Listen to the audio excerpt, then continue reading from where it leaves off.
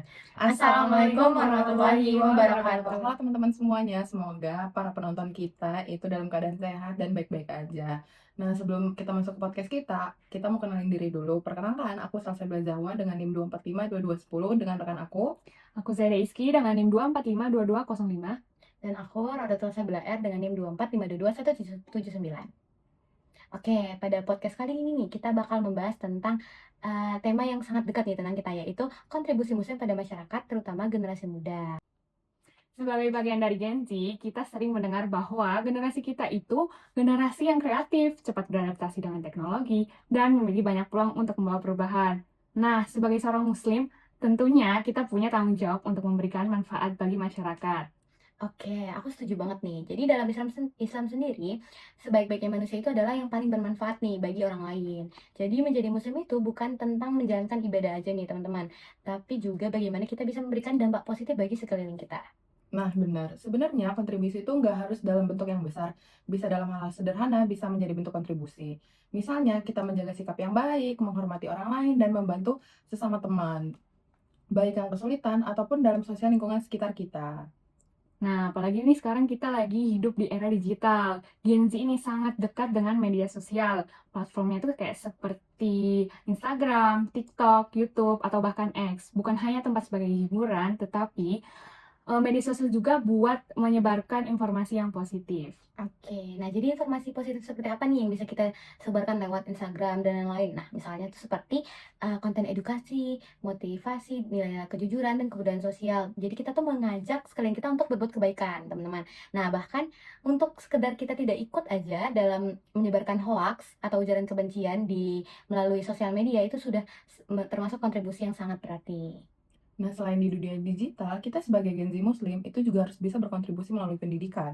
Misalnya, kita ada belajar dengan sungguh-sungguh, mengembangkan keterampilan diri sendiri, dan terus meningkatkan kualitas diri untuk sebagai persiapan di masa depan, supaya kita di masa depan itu bermanfaat bagi orang lain dan bahkan di sekitar kita sendiri. Setuju banget nih. Misalnya nih, kita tuh ada yang bercita-cita jadi guru, dokter, insinyur, ataupun pengusaha, atau bahkan content creator seperti yang ada di sekarang ini. Jadi tuh apapun profesinya nanti, kita harus melakukannya dengan niat yang baik, jujur, memberikan manfaat bagi orang lain. Itu udah termasuk kontribusi yang bernilai ibadah. Oke, selain itu juga kita bisa juga aktif dalam kegiatan sosial nih teman-teman.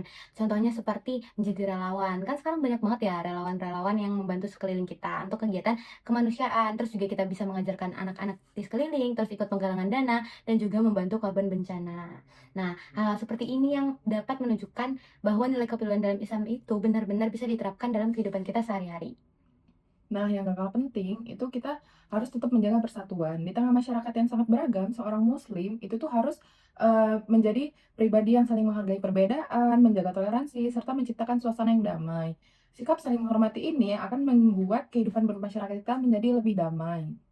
Nah, walaupun sekarang udah lebih banyak yang ditolerir gitu, tapi tetap aja nih kadang ada anggapan bahwa anak muda belum bisa memberikan perubahan besar. Padahal dalam sejarah itu membuktikan bahwa banyak perubahan dimulai dari anak muda yang memiliki semangat ilmu dan kepedulian terhadap masyarakat. Benar banget tuh. Nah, oleh karena itu, sebagai Gen Z Muslim nih, teman-teman, jangan sampai kita tuh minder.